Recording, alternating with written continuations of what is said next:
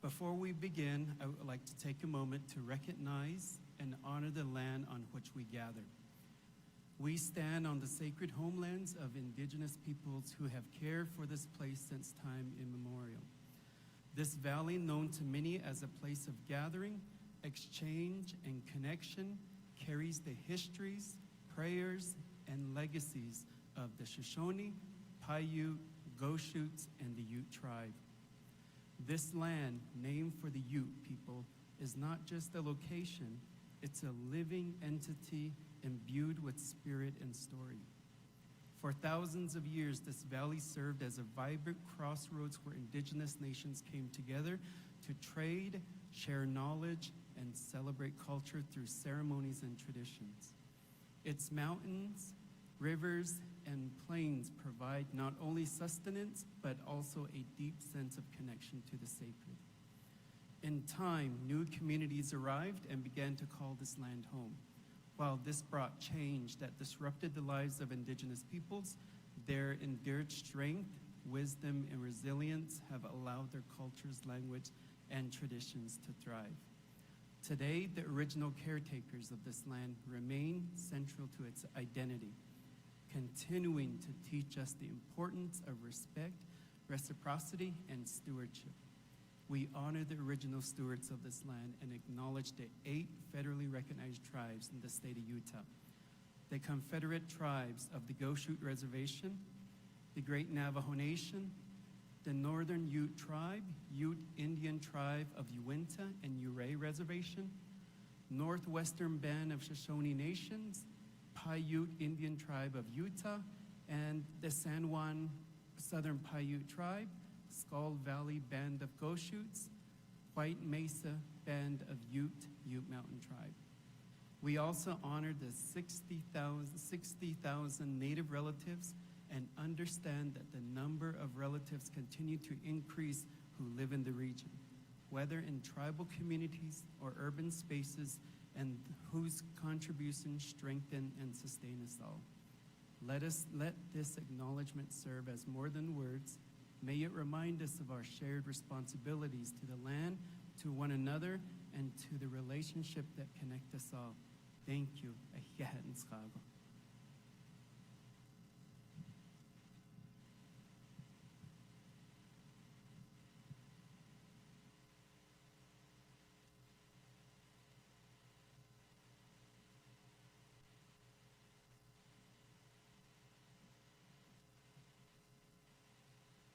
Oh, say, can you see by the dawn's early light what so proudly we held at the twilight's last gleaming, whose broad stripes and bright stars through the perilous fight o'er the ramparts we watched were so gallantly streaming, and the rocket's red glare, the bombs bursting in air, gave proof through the night that our flag was still there. Oh, say, does that star-spangled banner yet wave o'er the land of the free and the home of the brave?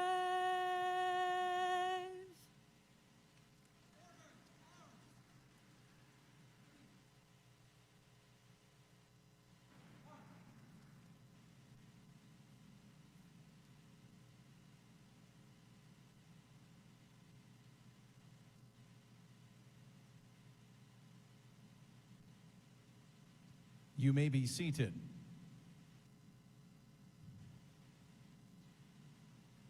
And now, Mr. Ryan Schlegel.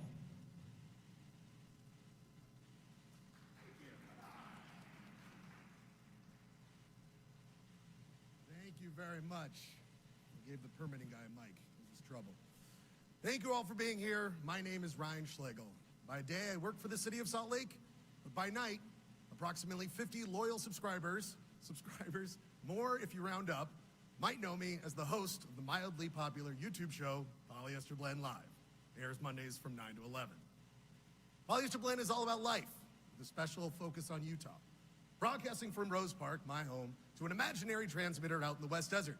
We tackle the hard-hitting issues, like raking hot pocket flavors, reviewing rejected Utah state flag submissions, some of you I know submitted, debating Twister the movie versus Twister the game, an age-old question, discussing Chunk the Skunk, a local skunk who visits my yard during the show, happened last night, and listening to music from all different times and around the planet. Oh, when we cover essential topics like the cinematic classic Relic, 1996, recommended. Important stuff for the city of Salt Lake and our community, and really the future of civilization as we know it. But enough about my media empire. We're here to talk about what I do for my day job.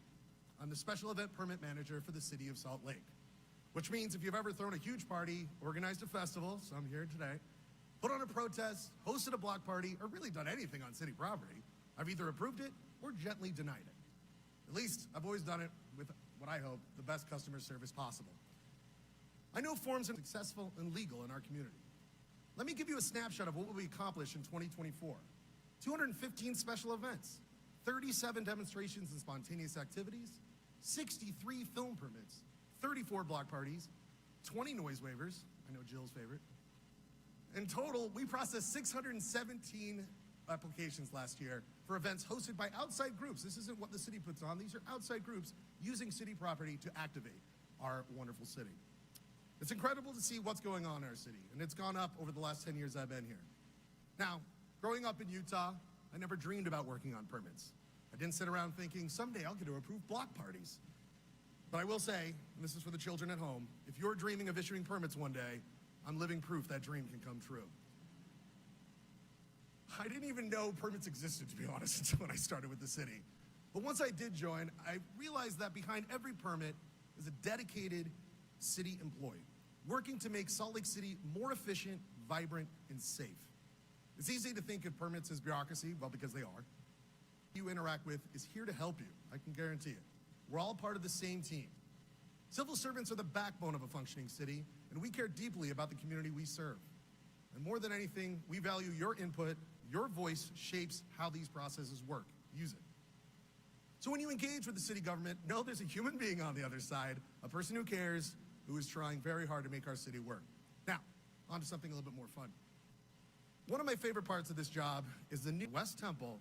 We will be hosting the Skajoring event coming downtown. Now, who went to that last year? A couple people went to this? Yeah, look, you loved it, right? You got horses, you got people flipping and doing crazy stuff, you got snow. It's perfect for Salt Lake.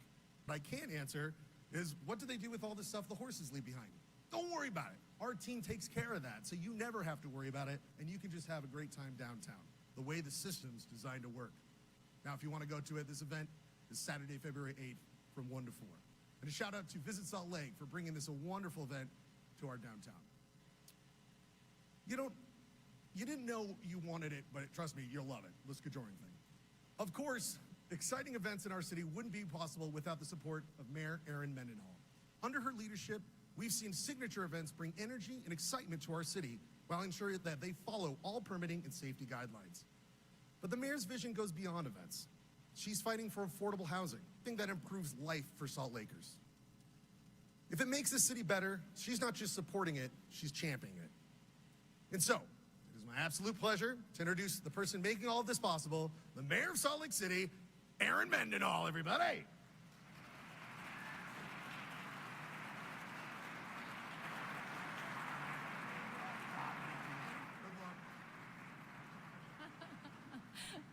Good evening. It is wonderful to see you all here tonight. Serving as your mayor for the past 5 years has been a great honor of my life. And there is no one I'd rather share this journey with than all of you. Thank you, Ryan and Craig and Laviana. Thank you for that wonderful introduction. Thank you to the Salt Lake City Council members who are here tonight, Thank you to state leaders, including Wade Niederhauser, Salt Lake County District Attorney Sim Gill. Thank you for being here. All other elected officials. Thank you to members of our Salt Lake City, Utah 2034 Olympic and Paralympic bid and soon-to-be organizing committee. Thank you to Amy Redford of the Sundance Institute. And thank you to my amazing city team.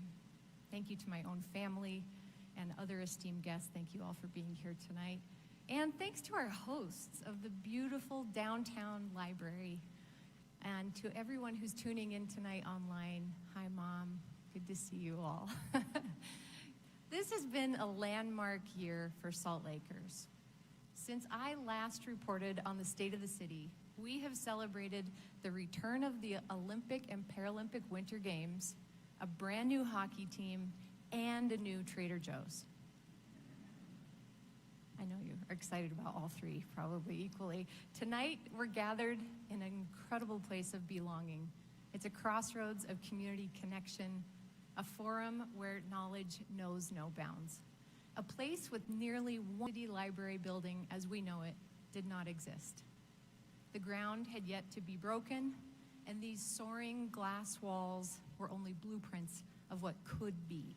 And 100 years before that, the library was little more than a few thousand books on the top floor of our city and county building. 25 years ago, our city was gearing up for its first ever Winter Games, but not our last. And in exactly 9 years and 13 days, we will light the fire once again to show the world what we have become. And our city will be ready, not just for the athletes and the spectators or the cameras, but for the future that comes with it. Because here in Salt Lake City, ideas don't sit still, they move. We act. Here in Salt Lake City, we are doers. So tonight, my focus is not on the Salt Lake City of 25 years ago, nor the city 9 years from.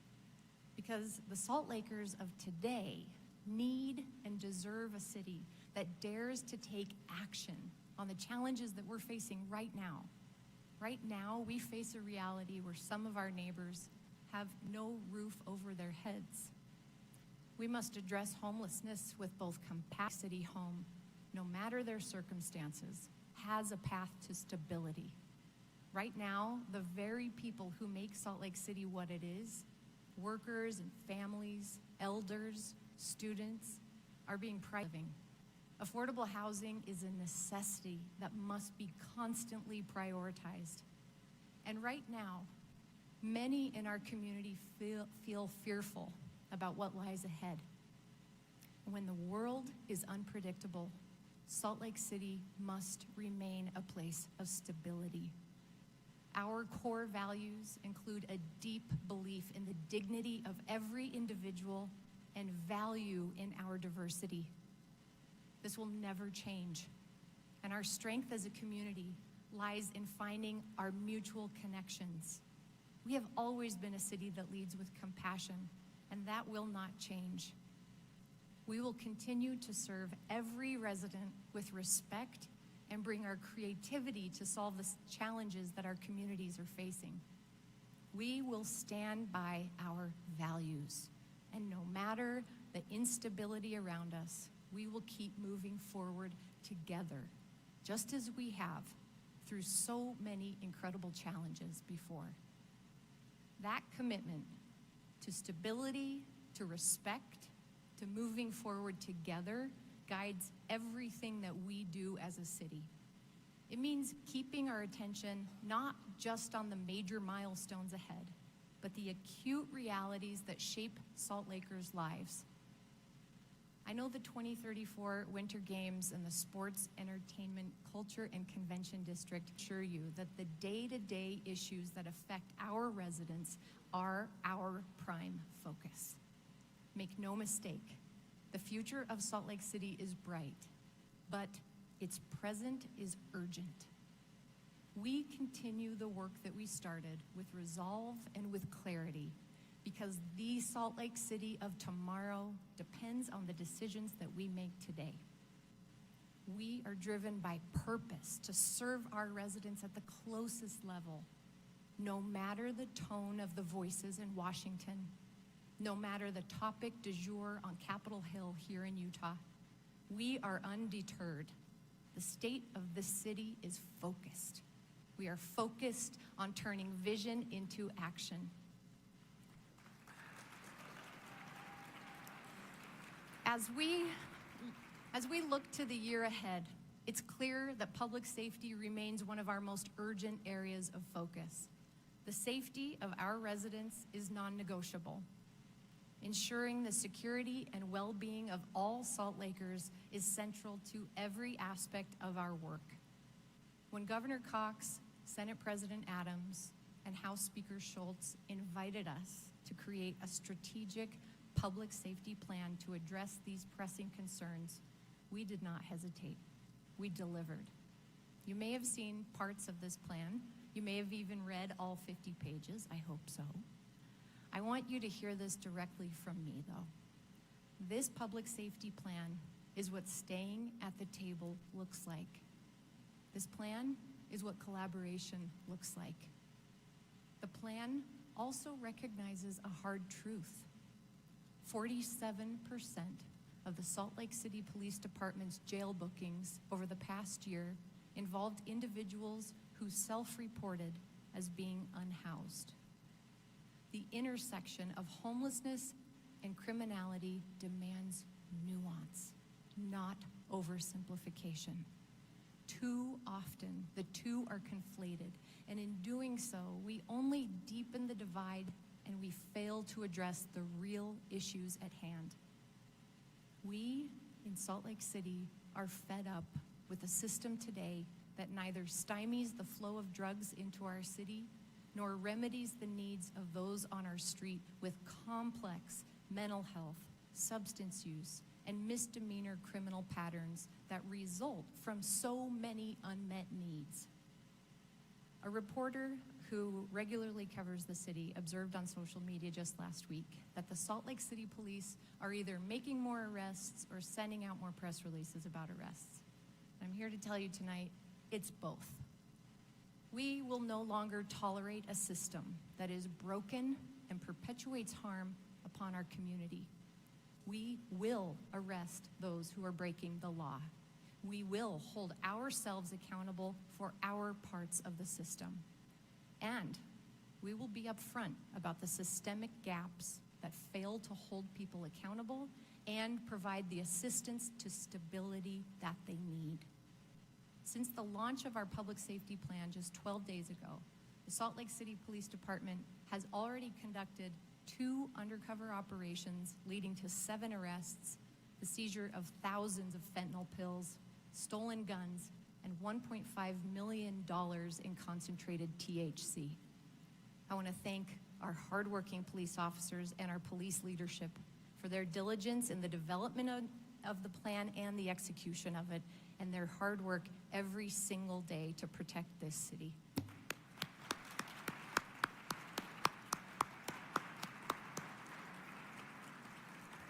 Addressing the needs of those living on our streets requires empathy, precision, and a relentless focus on solutions that prioritize their humanity while ensuring the safety and well-being of the entire community. Our public safety plan underscores the critical need to address homelessness not solely as a criminal matter, but as a humanitarian crisis. Emergency shelters are overburdened, while treatment facilities, mental health services, and transitional housing are all stretched so thin. These gaps, every gap in the entire system, leads back to our streets. These shortages disrupt lives, they weaken communities, and they limit the ability of our systems to deliver safety and stability. When I took office 5 years ago, Salt Lake City stood alone on this issue. We opened that first emergency winter overflow shelter in Sugar House because the homeless resource centers in Salt Lake County were at capacity, and we asked partners to help us. I am grateful that we've gone from working in isolation to readiness and collaboration. Today, we have faced the audacious opportunity state leaders gave us with sure partners by our side. We're taking ownership of our part in the broken systems we've inherited, and we're building something that works. Staying at the table means seeing these challenges not as roadblocks, but as opportunities to map out a better route forward that all can follow because it benefits all. We will stay in this fight, persistent and unwavering. Along with our partners at the state and Salt Lake County, we will create a path forward that respects every individual's dignity, strengthens the safety of our city, and fosters a more just and compassionate future for all. Part of building a stronger Salt Lake City is ensuring that every resident has access to safe and attainable housing. Safety and opportunity are impossible without a place to call home. For many in need on our streets today, that path forward looks like the Other Side Village. I was thrilled to welcome the first formerly unhoused Salt Lakers into beautiful tiny homes that allow these residents the stability to maintain employment and hope. Every village resident has been unsheltered for an average of 9 years. But now they're accessing the tools they need to rebuild their lives: a roof over their heads, health services, employment opportunities, and importantly, being a part of a stable community focused on each other's well-being. And over the next year, Salt Lake City will help the village expedite the creation of at least 200 more homes. Yes, I'll applaud for that. Salt Lake City faces a shortage of more than 18,000 affordable housing units. Our population has grown rapidly, but affordable housing has not kept pace. More than half of our residents are renters, and nearly half of them are cost-burdened. Families with children, especially low-income families, are finding it harder than ever to secure affordable homes that have enough space to meet their needs. I'm proud to say that since the beginning of my administration in 2020, we've seen the completion or now funding of 524 affordable units, 119 for sale or shared equity affordable units. In total, Salt Lake City has built or funded 6,567 affordable units since 2020. $1 million of city funding. And to me, that is money well spent. By this time next year, we will have doubled the number of units under affordability protections in this city compared to 10 years earlier. And there are 1,500 more units under construction as we speak. We are not stopping. In my upcoming budget proposal for fiscal year 2026, I will ask the City Council for an additional $5 million toward deeply affordable housing construction, housing for those who need it the most. And yet I know it still isn't enough. But I can promise we will not stop until we find a future where it finally is enough. A future where more families like the Tutows can live in a neighborhood that they love. Let me show you what that looks like. My name is John Tutow. I'm originally from Los Angeles, and I was going back and forth between Los Angeles and Utah, commuting back and forth for work. But in 2017, I moved up here. You know, between Los Angeles and Salt Lake was definitely more affordable. I met my wife up here and established our family up here and wanted to be closer to them. Finding something that was affordable in Salt Lake was challenging, and not only finding something affordable, but something in a decent condition for the size of our family. For us, living in a place that's affordable housing allows us to not only save for our eventual permanent home, be able to do the things that our family enjoys doing, and also help other family members. my wife is a caretaker for her parents. And so by living in a place that is affordable for us, we're able to have those resources to be able to help others in our family and in our communities. I mean, for this complex itself, you have families that are in housing programs and you have families that are just within the income limit. At least for our experience, our unit, we definitely feel like it's a home for us. Even though we're renting, we know that it could be temporary, and hopefully that we're able to eventually get a place of our own, and that's the long-term goal. But for now, I feel like it's a great experience for us, at least at this point, to be able to have such a nice home in the meantime. It's not just a roof over our head, that when we come into our apartment, we have that sense of like, well, we're home.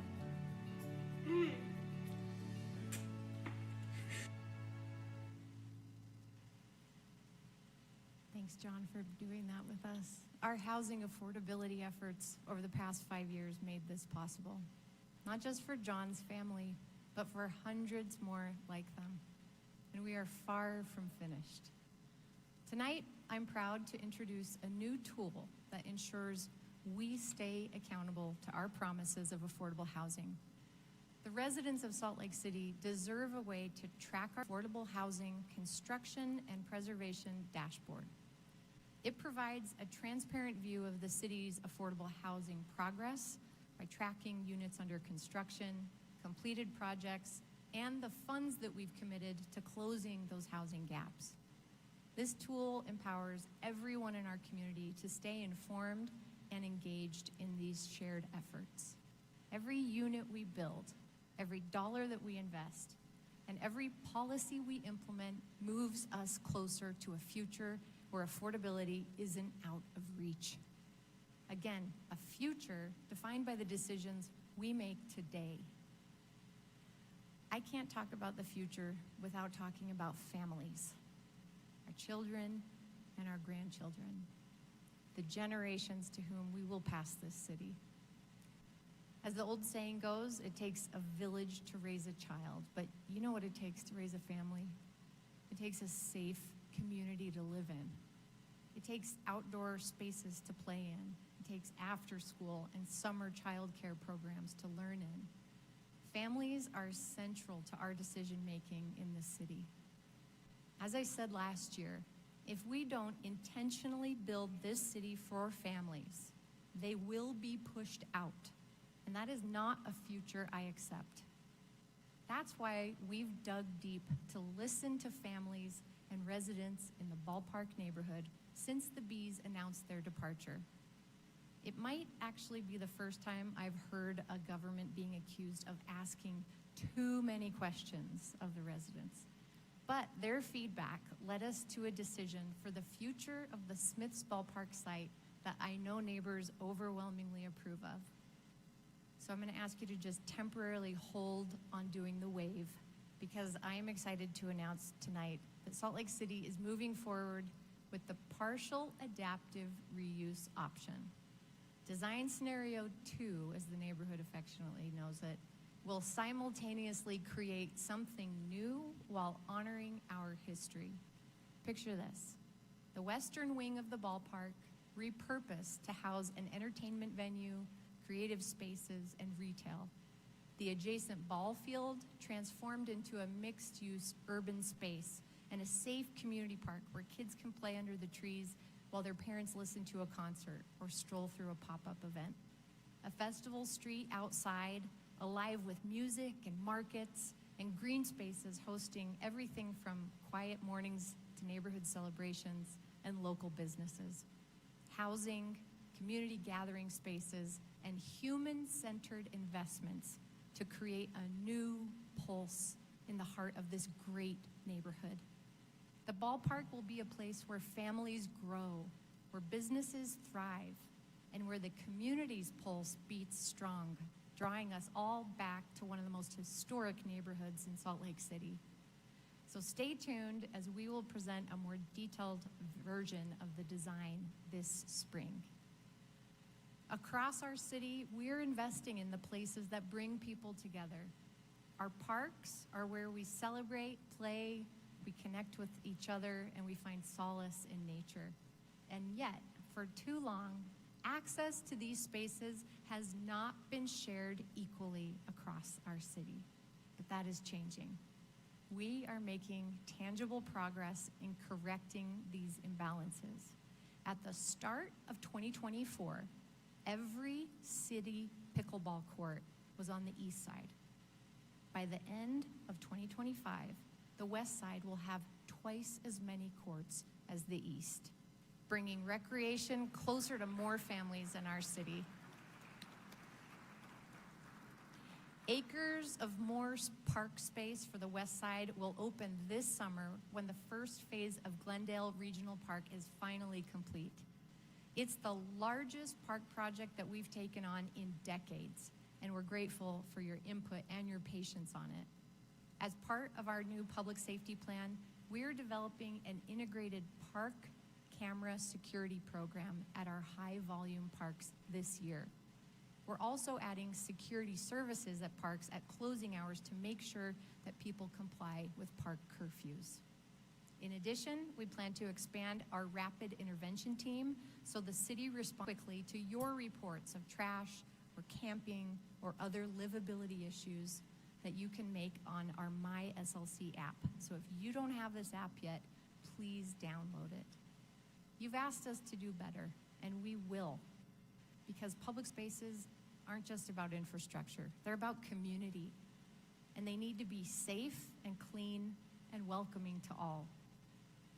Nowhere is that more clear than right here in the 15th most popular library in the world. This space reimagines the role of a library in a downtown setting, and that means doing things a little differently. This library has an entire creative lab full of equipment that is free to use, allowing patrons to explore digital media, photography, and even 3D modeling projects.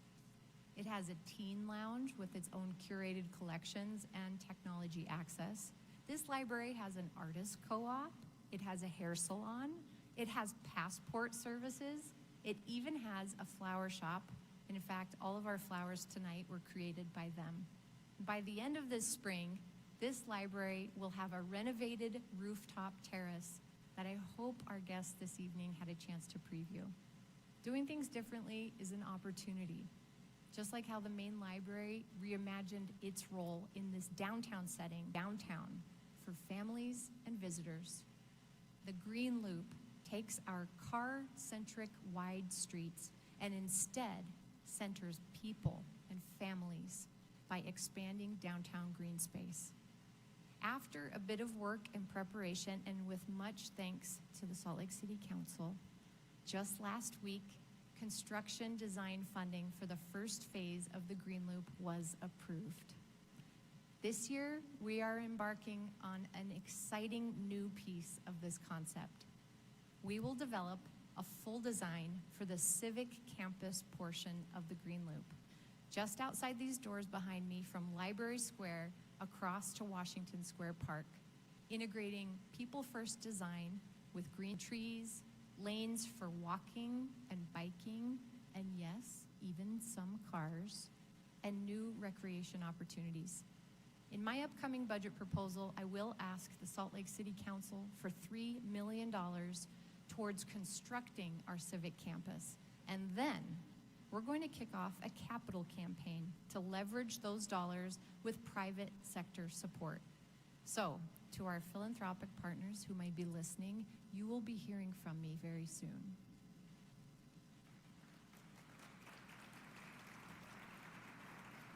Our city's favorite events already call this space home. A civic campus will benefit Salt Lakers year-round, improving the festivals that we know and love while adding new daily front yard experience for our downtown community. A community that has doubled in population to 20,000 since 2020. And by 2030, we will add 7,000 more residents to the downtown community. Downtown is the beating heart of Salt Lake City and our state. 12 months ago, some doubted if the Utah Jazz would still be playing downtown. And the National Hockey League coming to Salt Lake City was just a fever dream. Last January, I stood before you and committed to keeping the Jazz downtown. 3 months later, we welcomed another professional sports franchise, the Utah Hockey Club, to Delta Center and to Salt Lake City. And by the end of last year, the partnership agreement we executed with SEG means we have done our part to keep both teams right here where they belong for the next 30 years.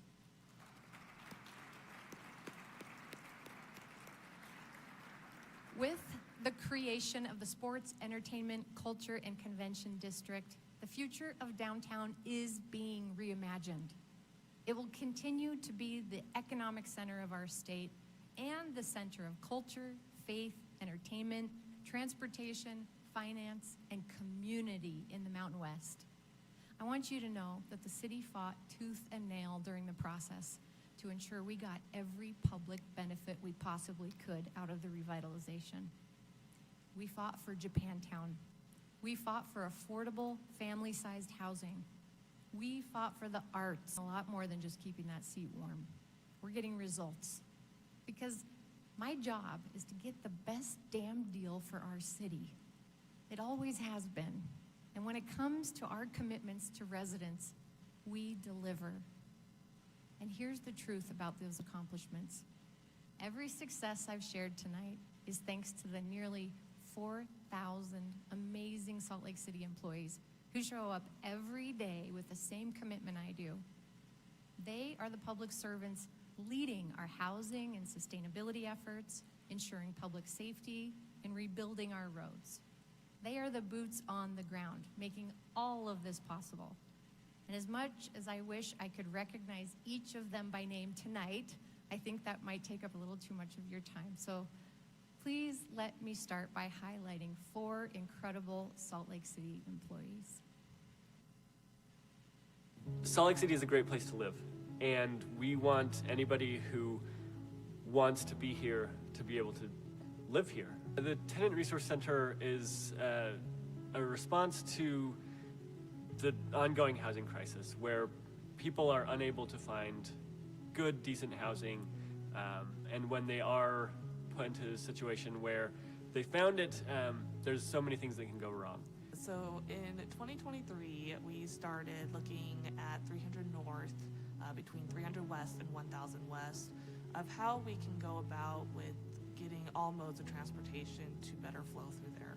Things change, plans change all the time, especially with like transportation. It once was a heavily car used, and now we're leaning more towards walking and biking. Well, the landscaping equipment exchange program was designed to help improve Salt Lake City neighborhoods' air quality by trading oil gas landscaping equipment to get electric. This project is about more than landscaping equipment tools. It's about empowering community. As Salt Lake City 911, this last year in 2024, we received and responded on over 300,000 emergency fire police calls. And the day that this fire came in, the Sandhurst fire, it initially just came in as a passerby seeing some smoke on the mountainside. We were able to remove from the airshed more than 5,000 barrels of pollution. I fell in love with roadways because I was able to use my love for people to be able to keep them safe. When everybody's working towards the same goal, it really allows for a community to form. With a look or a glance, a word, I can get my team around me to make those phone calls for me, get those apparatuses going for me, get those cities notified for me. I feel proud to be where I'm working on and completed. And I'm so proud to be part of this team that prioritizes communities that historically hasn't been able to participate in this type of programs, helping them to improve the air quality surrounding them. And there's a real good community here where I've really found it to be my home, and I love being able to work to make the city that I call home better. And I love doing that every day. We care about you, and at that moment, you're our top priority, and we're gonna get through it together. Could those employees, Rudy, Catherine, Salvador, and Lisa, please stand? I want to thank you for your service and your heart. Thank you. Our city employees are the reason I'm able to stand up here each year and talk about how amazing Salt Lake City is. Their efforts are how we keep this city running. And because the Utah House of Representatives passed a bill yesterday threatening their rights, allow me to say, bill, yeah. While that bill may strip collective bargaining rights of our public employee unions, it will not strip away my commitment to treating our workers fairly, to competitive compensation, or to equitable benefits. I have always been proud to stand with and for Salt Lake City's working families, and that has not changed. It will never change. Collective bargaining or not, we are a team, and we cannot do the work this city needs without our incredible employees. They make Salt Lake City the best place to travel, to work, to build a future. They are the reason that Salt Lake City has the #1 airport in North America, the nation's hottest job market, and a reputation as one of the best performing large cities in the nation. When it comes to commitments to residents, this team delivers.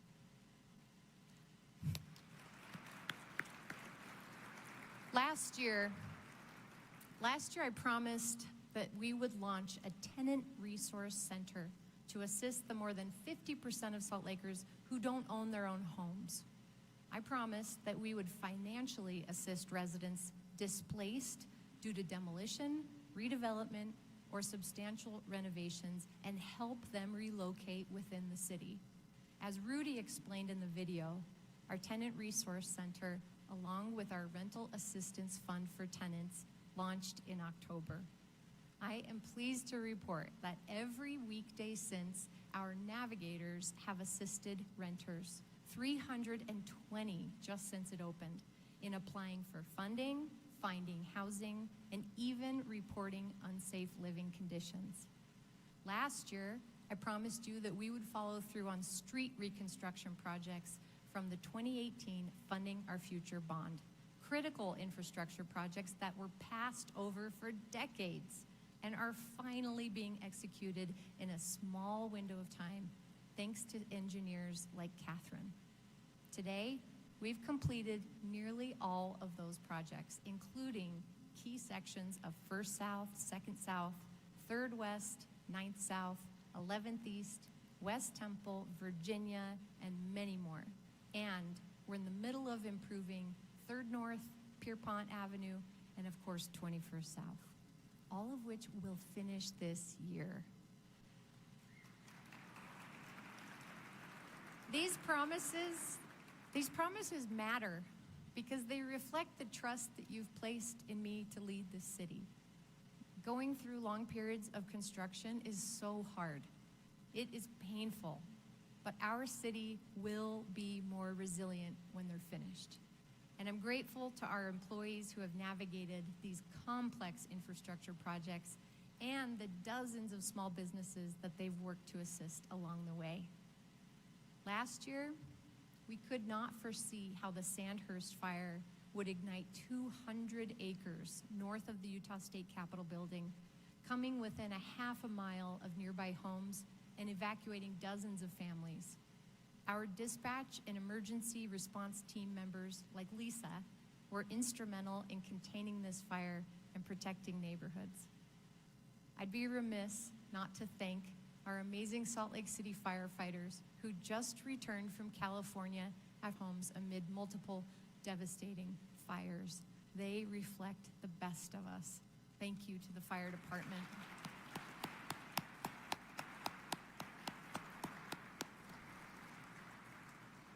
Like Lisa, from our 911 dispatch team shared in the video we just watched. Every decision we make stems from that care for our city, for our residents, and for our workers. We care about the air we breathe, so we launched Clean Air SLC, putting real tools in residents' hands. That included a brand new landscaping equipment exchange. The demand was overwhelming, and so we are bringing it back again this year. We also launched Salt Lake City's first ever e-bike incentive program, and boy, was it popular. We awarded more than 300 low-income residents and their teachers. Those Salt Lakers took over 593,000 trips on transit last school year. This is what real climate action looks like. It's not just about policy, it's about tangible change. Small act. This is grassroots advocacy. This is why I ran for office. And still, this is not all we're doing. In 2024, we supplied about 80% of the city government's municipal electricity from the brand new Electron solar project, cutting our emissions by 100,000 metric tons every year. We've also made our city more water-wise. Through proactive maintenance, our public utilities team brought water mainline breaks to their lowest level in 5 years. And despite a 12% increase in population since the year 2000, Salt Lake City has reduced water use by 36%. We are not done. This year, I will present the City Council with the results of our electrified fleet achieve 100% renewable electricity citywide by 2030. Ambitious? Yes. Necessary? Absolutely. Salt Lake City is a city of doers, of change makers, of risk takers. We are innovators. In Salt Lake City, we know building is not enough. We know progress isn't passive. We turn vision into action, and then action into reality. We've created parks and public spaces, a thriving economy, a city of neighbors who lift each other up, not by standing still, but by stepping up. Salt Lake City moves because its people do. As my dear friend Ted Wilson once said, I'm hopeful that each and every citizen has a feeling of playing some role in Utah's future. That belief that each of us has a role to play defines this city, our city. The work we do today matters. We are focused because what we commit to now will shape the future for generations. And in Salt Lake City, we don't wait for change. We make it. Thank you all for being here tonight. Let's get to work together.